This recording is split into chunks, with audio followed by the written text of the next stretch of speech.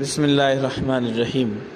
حضور اکرم صلی اللہ علیہ وسلم نے فرمایا، جب کسی بندے کو تکلیف، پریشانی، غم پہنچے تو وہ بندہ یہ دعا پڑھے تو اللہ تبارک و تعالی اس کا غم، اس کی پریشانیاں دور فرما دیں گے اور اس کو وسعت اور کشادگی میں تبدیل فرما دیں گے۔ وہ دعا کیا ہے؟ ترجمے کے ساتھ آپ کو بتاتا ہوں۔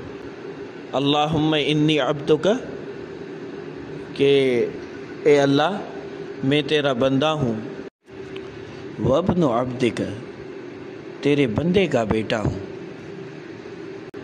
وابن امتک، تیری باندی کا بیٹا ہوں۔ ہم سب تیرے غلام ہیں، میں بھی غلام، میرا باپ بھی غلام، میری ماں بھی باندی، ہم سب غلام۔ ناصیتی بیدک، اے اللہ میری پیشانی تیرے ہاتھ میں ہے، ماضٍ فی حکمک، میرے بارے میں تو جو بھی فیصلہ کرے وہ فیصلہ نافذ ہو کر رہے گا، میرے اندر جرأت نہیں کہ تیرے کسی فیصلے کو رد کر سکوں۔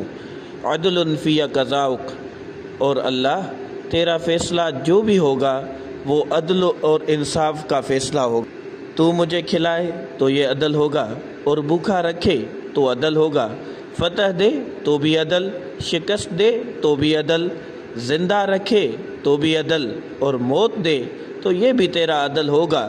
تیرا جو بھی فیصلہ ہوگا وہ عدل کا فیصلہ ہوگا۔ یہ تو اپنی عاجزی کا اظہار فرمایا۔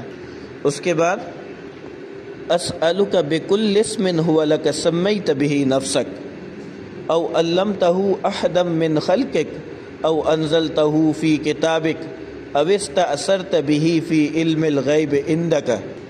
اے اللہ تیرے جتنے بھی نام ہیں، پہلی کتابوں میں، قرآن میں، لوح محفوظ میں، میرے پاس تو نے جو مجھے سکھائے یا نہیں سکھائے، تیرے جتنے بھی نام ہیں، تجھے ان تیرے سارے ناموں کا واسطہ دے کر سوال کرتا ہوں، رحمان ہونے کا واسطہ، رحیم ہونے کا، غفور، شکور، علی و کبیر، منتقم، ودود، رزاق ہونے کا واسطہ دے کر سوال کرتا ہوں۔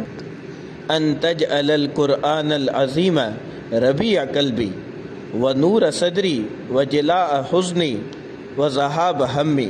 اے اللہ قرآن کو میرے دل کی بہار بنا دے، اور اے اللہ قرآن کو میرے سینے کا نور بنا دے، اور اے اللہ قرآن کو میرے غموں اور پریشانیوں کا علاج بنا دے۔